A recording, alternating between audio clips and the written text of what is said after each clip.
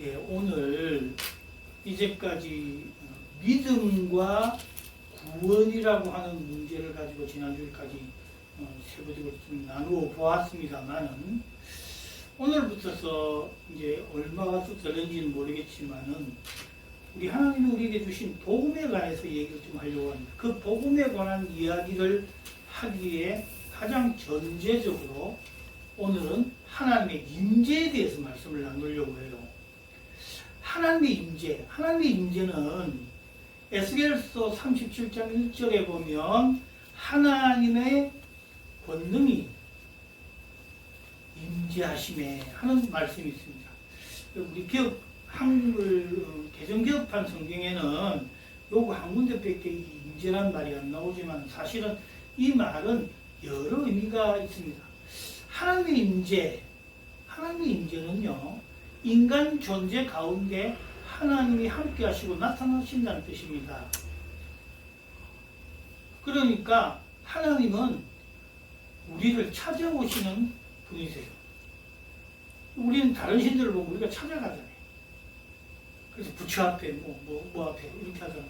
그런데 그건 제가 말씀드렸다시피 유일신 하나님은 그렇지 않다. 우리를 찾아오시고 함께 하시기를 원하시는 하나님이에요. 그것이 성경에 보면 출애굽기 같은 경우에는 강림하신다라는 말씀을 많이 썼고요. 또 신학적으로 말하면 이 임재가 하나님은 편지하신다. 아니 계신 것도 없이 다 계신다. 그런 뜻이고요. 그것이 적극적으로 우리에게 나타난 것이 바로 성육신이에요.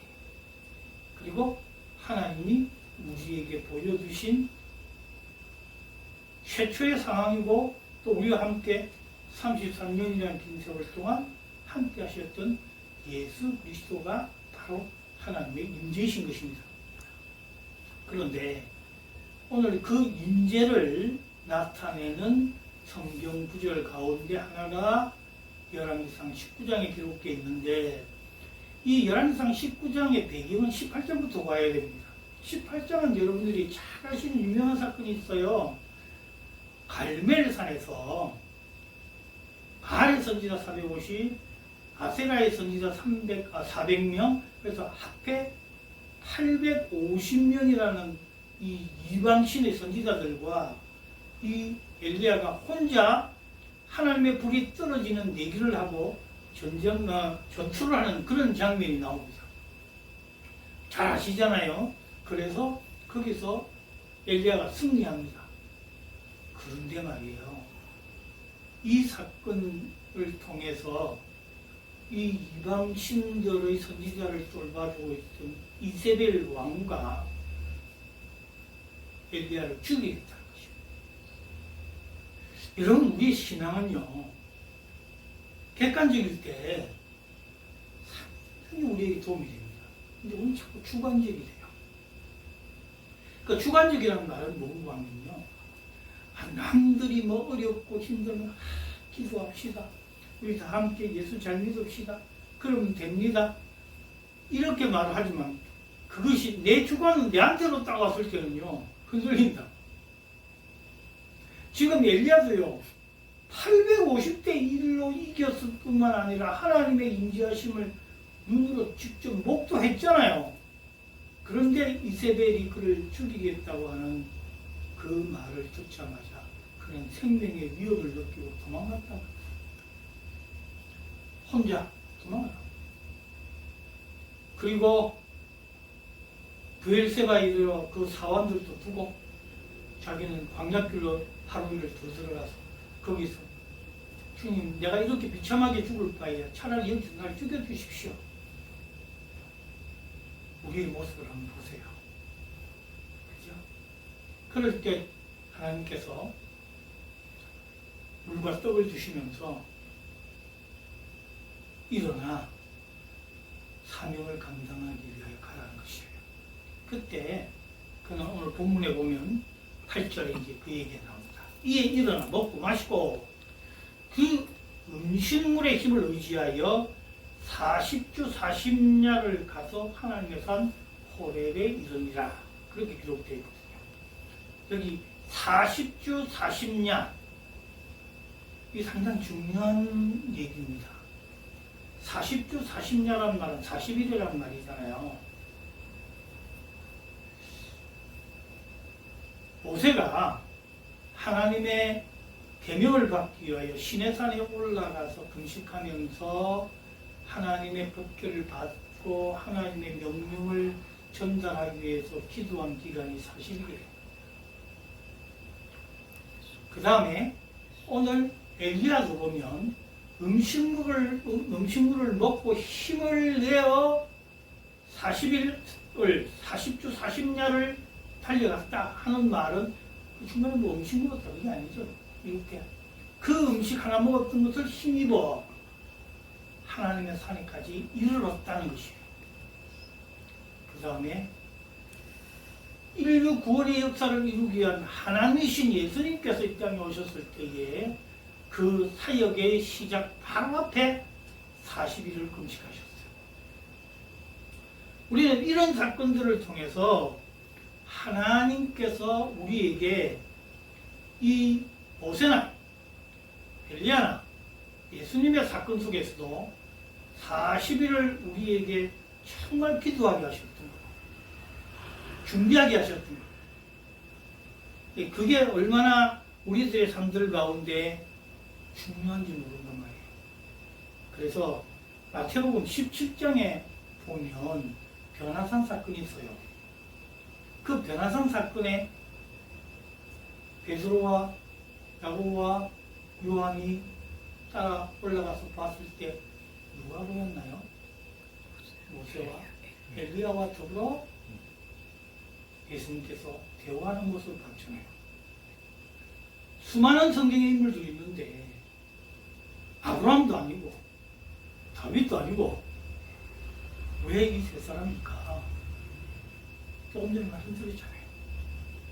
하나님의 율법을 수여하기 위하여 40일간이나 산속에서 금식하면서 하나님과 하루같이 대화했던 요셉, 죽음의 자리에서 달려나와 하나님의 산 호렙에 이르기까지 40일 동안 달려갔던 엘리야, 이 세상을 구원하시기 위하여 그 사역의 앞전에서 금식하셨던 예수님의 40일 금식, 그분들이 지금 모여 있는 거예요. 마태복음 17장을 읽을 때 다른 뜻으로도 읽을 수 있겠지만 우리는 사역의 중대한 그 앞에 서서 하나님을 향하여 얼마나 준비된 자가 필요한가 하는 것을 오늘 이 본문의 8절에서 말하고 있는 것입니다.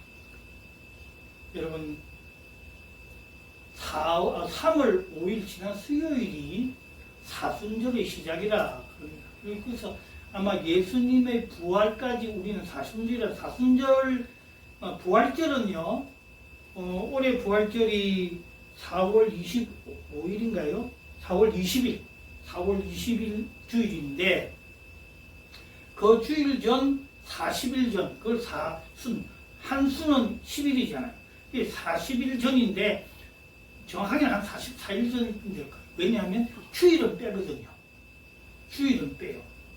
주일은 예수님이 부활하여 우리와 함께 출부할 날이기 때문에 그날은 빼고 사순절은 그 전 40일인데 그 전 40일 수요일쯤 돼요. 그래서 그 수요일이 시작되는 것을 죄의 수요일이라고 해서 이스라엘 백성들은 죄를 뒤집어 쓰고 그날을 맞는다. 그래서 죄의 수요일이라고 하기도 하는, 지난 3월 5일부터서 4월 20일 전까지 사순절이 계속되는 이유도 바로 주님의 부활을 우리가 찬양하며 하나님께 나아가게 하기 위해서 40일간 준비하는 것이에요. 지금은 그 준비기간입니다.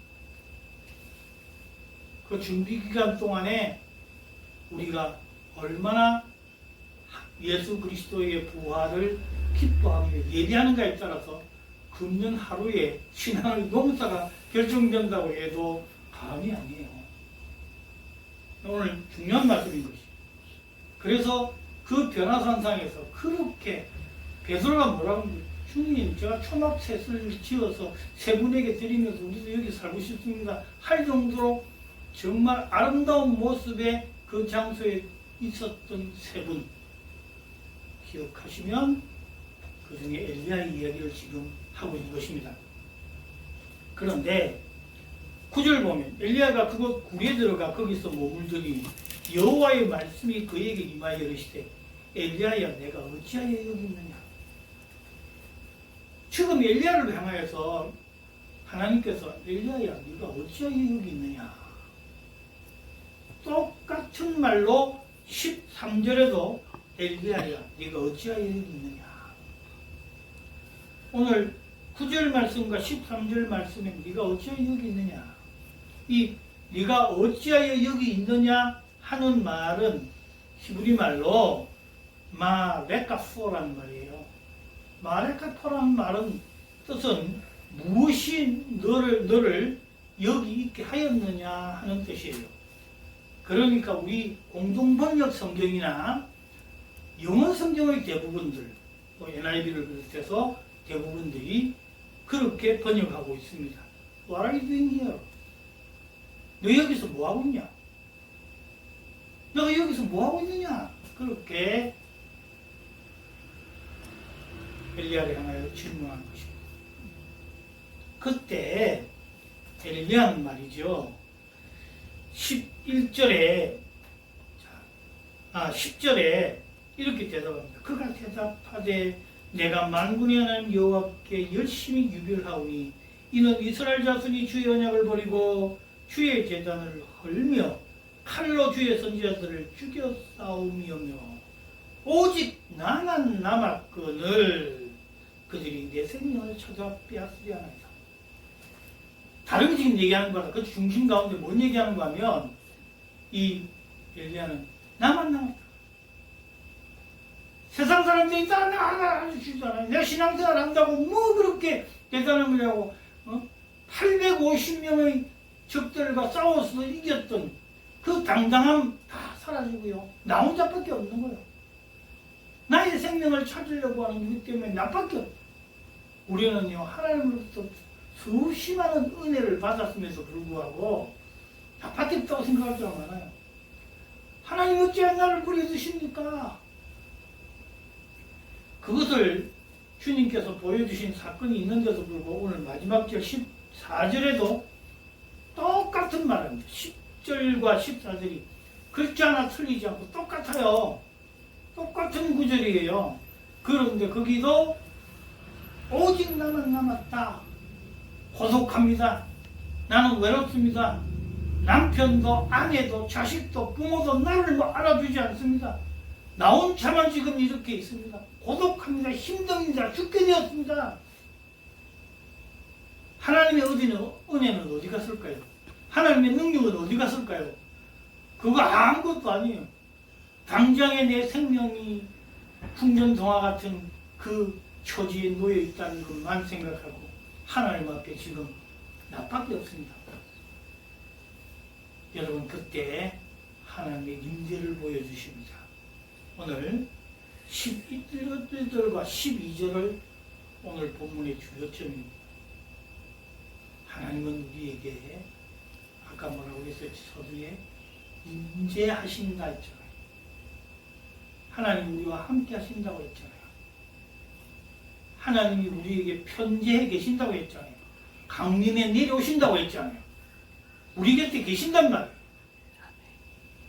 그 출석부 부를 때 네 여기 있습니다 부를 때 그 서양 사람들 프레젠트 여기 있습니다 라고 하거든요. 그 우리 주님이 나만 홀로 남았다고 하는 그 앞에 주님은 내 여기 출석에 있다. 너와 함께 있다는 거예요. 그걸 어떤 방식으로 보여주시는가 하면 11절에 이렇게 얘기합니다. 여호와께서 이르시되 너는 나가서 여호와 앞에서 산에 서라. 자, 나 불 밖에서 나와서 나 찾아보라. 그 말이야. 나 찾아보라. 나를 만나보라. 그런데 여호와께서 지나가십니다. 모세에게도 지나가시며 등을 보여주셨죠. 그와 마찬가지로 지금 지나가시는데 맨 먼저 뭐가 왔습니까? 아주 크고 강한 바람이 그냥 광풍이 불어서 온 나무가 흔들리고 그냥 여러분 바람은 눈에 보이잖아요. 그러나 바람의 흔적을 보고 우리가 바람이 지나갔다고 하잖아요. 그 지나가는 또 스치고 지나가는 바람의 그 피부에 닿는 그곳에서 보이지 않아도 바람이 있는 것처럼 우리 하나님은 바람같이 사도행전에 성령이 임하실 때도 바람과 같이 불의 휴와 같이 주님이 성령이 임하셨잖아요. 그래서 이 엘리야도 그런 하나님일 거라고 생각하고 있는 중에 지금 바람이 불어왔는데도 거기 계신다고 했어요? 안 계신다고? 거기 계시지 않고 그 다음에 두 번째로 터가 막 흔들립니다. 지진이 왔습니다. 온 세상의 터가 흔들리고 지금 막 난리법석을 치는 우리 주님이 오실 때 재림하실 때 땅이 흔들리고 지진이 올 거 아니에요. 그와 같이 막 이렇게 흔들리는데도 거기에도 주님이 계시지 않고 그 다음에 지진 가운데도 안 계신 주님이 불이 그 사이에 있었단 말이에요. 근데 어땠어요? 불 가운데에서도 주님은 계시지 않았어요. 이 세 가지의 놀라운 징표 한번 보세요. 큰 강풍의 바람, 그리고 땅이 흔들리는 지진, 그리고 모든 것을 태워버릴 듯한 불, 이 모든 것이 있었음에도 불구하고 그것은 표적에 지나지 않지 하나님이 그렇게 오실 때도 있지만 그렇게 안 오신다는 거예요. 여러분. 우리는 너무 표적을 바랍니다. 예수님께 하늘로부터 오는 표적이 뭐냐고 묻는 이들에게 주님이 뭐라고 그랬어요? 요나의 표적밖에 너에게 보여줄 게 없다. 사흘 동안 물고기 뱃속에 들어갔더니 그러나 다시 살아났다. 예수님의 십자가밖에 보여줄 것이 없다라고 말씀하셨던 것처럼 우리는 너무 표적합니다. 나에게 뭘 하나 탁 보여서 남들보다도 특출한 것, 뭐 나은 것, 대단한 것, 그것이 있어야 하나님이 계시고 하나님이 살아 나에게 역사하시는 것 같은, 그리고 하나님의 임재가 내가 느껴지는 것 같으나 그 다음 말 마지막 보세요. 12절 말기에 불후에 세미한 소리가 있는지라. 여러분, 주님은요, 우리가 믿음으로 주님 앞에 민감하게 다가가지 않으면 도저히 들리지도 않을 것 같은 그런 세미한 음성으로 우리에게 다가오신단 말이에요.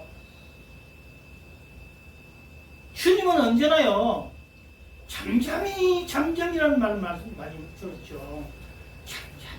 주님만 바라볼 때 주님은 우리에게 역사하고 계시고 늘 내가 너와 함께 있단다 라는 것을 보여주시는 하나님이에요. 여러분, 뭐 떠들고 나는 뭐 어땠고 저땠고 이런 그런 하나님, 급하시면 그렇게 하실 하나님이시기도 하지만은 우리가 인생의 마라톤의 자리에서 주님이 우리에게 물도 먹여주시고 덤도 두드려 주시고 함께 하시는 모습은요, 세미한 음성이에요. 적지만 보일 듯 말 듯 하지만 언제나 나와 함께 하시는 하나님, 그 하나님을 믿고 의지하시기를 부탁드립니다. 얼마나 우리가 그걸 잊어버리고 사는지 몰라요. 그래서 저는 생활신앙이라고 합니다. 언제나 생활 속에서 우리의 삶 속에서 예배자로, 삶 속에서 하나님을 만나는 사람으로 그렇게 살아있는데, 삶은 삶이고 그저 교회 와서 기도하고 예배 드릴 때나 겨우 집중하려나? 아니에요. 하나님은 우리에게 세미한 음성이 들도록, 여러분, 세미하다는 말은 그냥 평생 귀 기울이고 예민하지 않으면 안 들리잖아요. 우리가 하나님께 그만큼 예민하게 다가가지 않으면 하나님 우리에게 안 주신다고요. 그런데 우리는 너무 거기에 민감하지 못해요. 작은 일에도 주님 앞에 아뢰시고, 뭐 내 몸이 아프고 힘들어 어려울 때도 주님 앞에 당연히 아뢰겠지만 정말 기쁘고 즐거워도 주님을 찬양, 저를 이렇게 해주신 하나님이시군요. 찬양하고요. 가다가 돌뿌리에 발이 치해서 넘어질 듯하고 일어설 때라도 주님 넘어질 거 이렇게 세워주시네요. 주님이 함께 하시네요. 이런 예민함이 우리에게 없다 그런 말이에요. 주님은 우리에게 세밀한 음성으로 다가오십니다. 꼭 잊지 마시기 바랍니다. 하나님의 임재와 하나님의 역사하심은요, 크게 뭐 보이는 거 자꾸 찾지 마세요. 그러면 우리가 넘어진다고요. 예수님께서도 표적을 보여달라는 사람에게 요나의 표적밖에 보일 게 없다라고 말씀드렸다고 했잖아요. 그런데 엘리야 같이 대선지자도 그걸 못 깨닫고 아까 10절에 얘기했던 것과 똑같이 14절에도 오직 나만 남았습니다. 이렇게 투정부리고 있단 말이에요. 예? 여러분, 우리 주님 앞에 우리가 세미한 음성을 듣고 주님 앞에 예민하게 있으면서도 늘 깨닫지 못하는 사람처럼 주님 왜 나만 홀로 남겨두셨습니까? 나만 있습니다. 나만 있습니다. 이러고 사는 우리의 모습이란 말이에요. 그때에 주님께서 여전히 같은 대답만 되뇌이면서 여전히 죽겠다고 하는 엘리야에게 오늘 본문 다음에 보면 사명을 주실 뿐만 아니라 잘 아시는 대로 우리 주님께서는요, 앞에 18장 4절에 보는 대로 오바댜가 숨겨놓은 100명의 하나님의 사람이 있는가 하면 오늘 본문 가운데에서도 그 뒤편에 있는 대로 18절에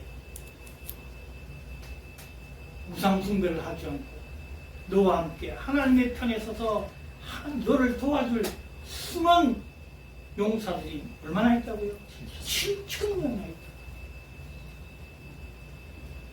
그러면서 그 앞에 하나님은 사명을 주신단 말이에요. 우리에게 그런 세미한 음성 가운데서도 주님을 찾고 있는 우리에게 그걸 부정해서 주님은 우리에게 사명을 주시면서 너에게 이만치 너는 850명하고 싸워서 혼자 됐다고 생각하지만 그보다 많은 7,000명을 너에게 붙여주고 있다고 말이에요. 숨겨놓은 정말 정예병 100명도 있다 그런 말이에요. 하나님은 결단코 우리를 홀로 두시지 않습니다. 하나님의 인재는 늘 언제와 함께 하십니다. 이것이 복음이에요. 이것이 아까 복음에서 예수님이 임마누엘로 우리와 함께 계시는 그런 하나님이시란 말이에요. 하나님의 임재는 멀리 있는 거 아니에요. 떨어져 있는 거 아니에요. 언제나 나와 함께 있고 주님은 보이지 않는 손길로 나를 늘 안아주시고 지켜주신단 말이에요. 환난과 고통 속에서도 병마와 질고 속에서도 어려움과 걱정과 염려 속에서도 주님은 계십니다. 그래서 너희는 마음에 근심하지 말라고 말하는데 다 내려놓으십시오. 주님께 맡기십시오. 주님은 우리와 함께 있고 어제도 오늘도 내일도 변함없이 우리를 사랑하시고 함께 하시는 하나님이십니다. 그 하나님께 여러분 인생의 모든 투자를 거기에 걸고 맡기시면 주님은 더 크고 놀라운 축복으로 우리의 모든 인생을 책임져 주실 것이고 주님은 우리를 인도하여 영원의 나라까지 이끌어 가실 것입니다. 사랑하는 여러분들께서 오늘도 이 말씀 위로 삼으시고 참 소망과 평강은 주께 있습니다. 그분은 우리와 함께 지금 이 자리에도 우리의 삶 속에서도 늘 함께 계십니다. 그분을 향하여 온 전력 투구하시는 저와 여러분 다 되셔서 축복의 사람이 되시기를 살아계신 우리 주 예수 그리스도 이름으로 간절히 축복합니다. 기도하시겠습니다.